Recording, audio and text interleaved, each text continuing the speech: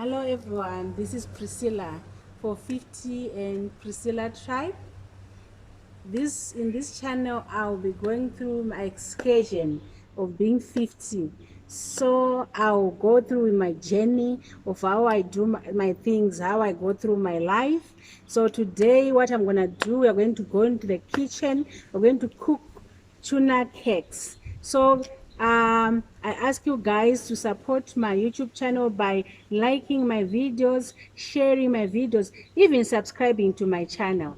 Let's go into the kitchen.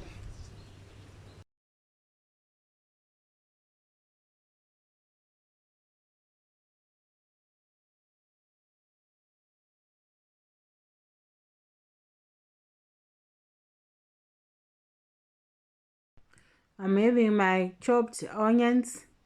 I've chopped them into sizable pieces, those size pieces that will fit in the chopper. I'm cutting all my vegetables with the chopper except for tomatoes, just to maintain a uniform small pieces for my cakes. The tomatoes are that mushy, so I can't use the chopper. After I'm done with the chopping, I just transfer directly everything into the bowl.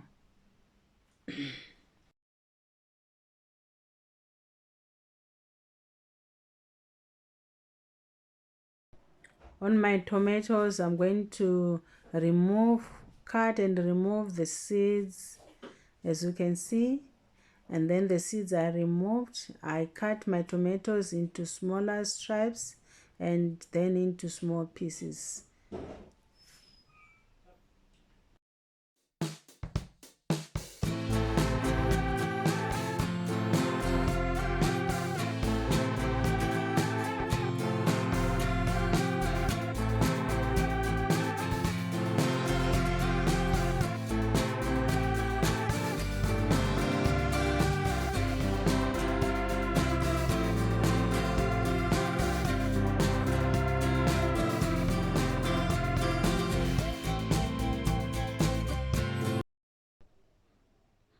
After cutting all my tomatoes, I scoop all the tomatoes into the bowl where I put my onions already.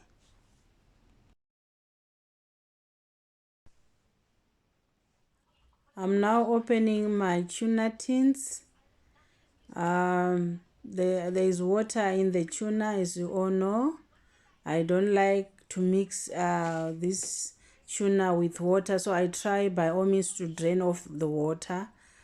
It's oily and water, so I'm trying to drain it here. And as you can see, I didn't drain much, so I put them on a sieve, and as you can see, I'm putting them in the sieve there and pressing them down, trying to drain the water as much water as I can.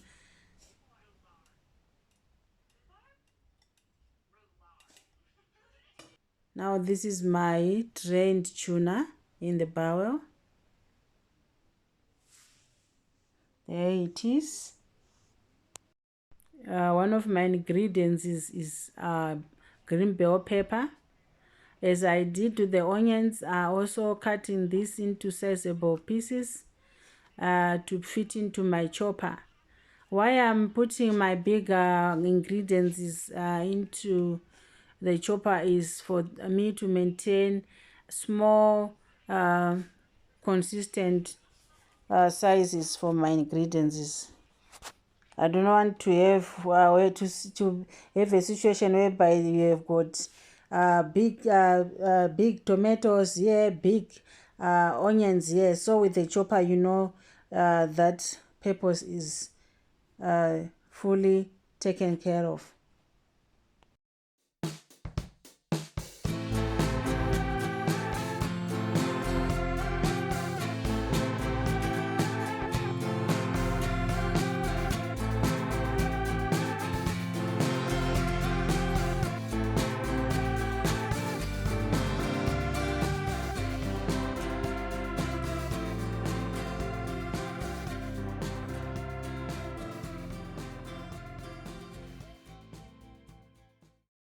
I chop my green bell peppers until I'm satisfied with the sizes. Aren't they beautiful, guys? They are beautiful. They're beautiful, guys. Well chopped. I scoop them like the rest of the ingredients is in the bowl.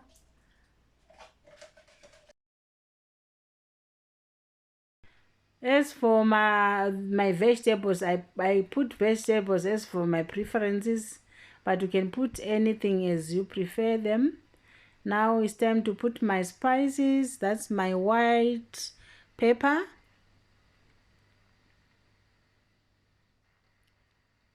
That's black pepper. 1 tablespoon of black pepper.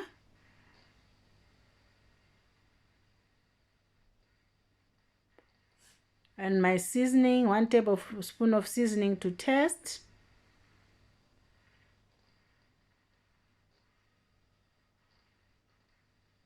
That's my garlic. That's garlic.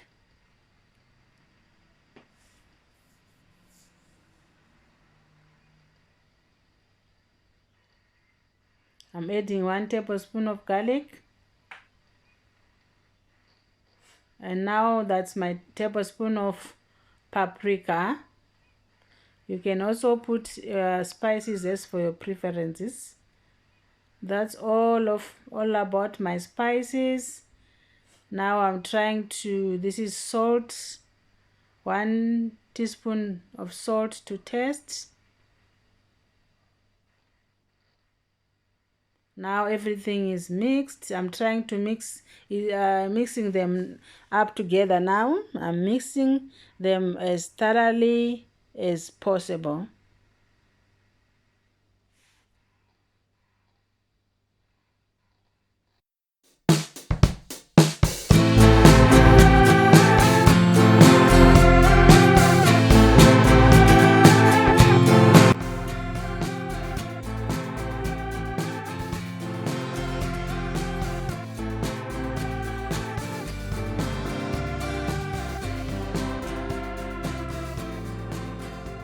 I think all my ingredients are infused together. Now I'm putting my corn flour. That's my corn flour. Why I put corn flour is I want to bind everything together. This is for binding. I think 2 tablespoons will do.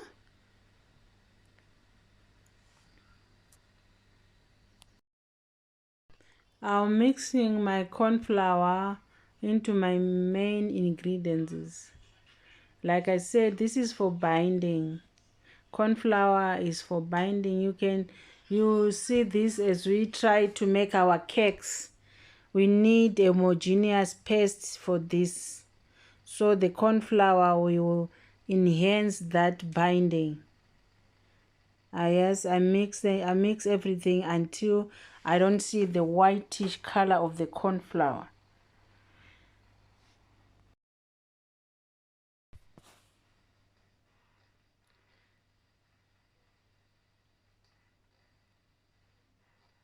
There we go. Those are our breadcrumbs. Breadcrumbs also serve as a filling and also as binding.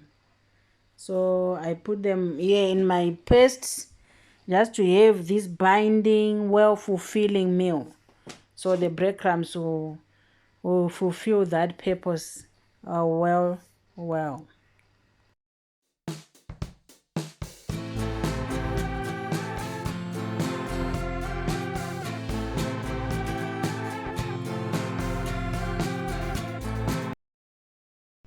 Those are one of my last ingredients here, which I didn't mention before. These are eggs. These are mainly for binding. I first beat my egg in another bowl just to avoid having one spoiled and then to spoil the rest. You just avoid heartache and regret. So I first put in a smaller bowl. When it's okay, I put it in another bowl.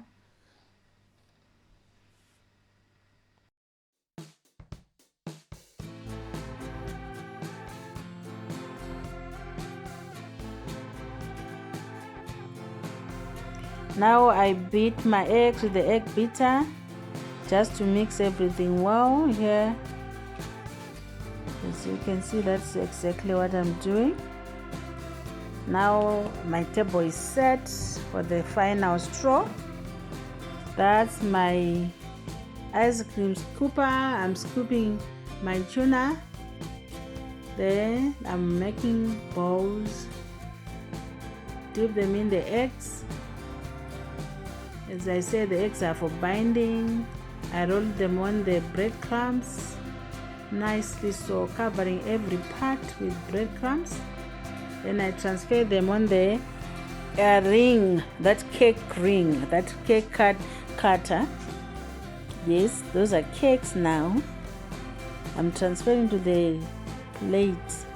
I continue this process until all my ingredients are finished in that bowl. Taking those from the bowl, making balls, dip them in the eggs,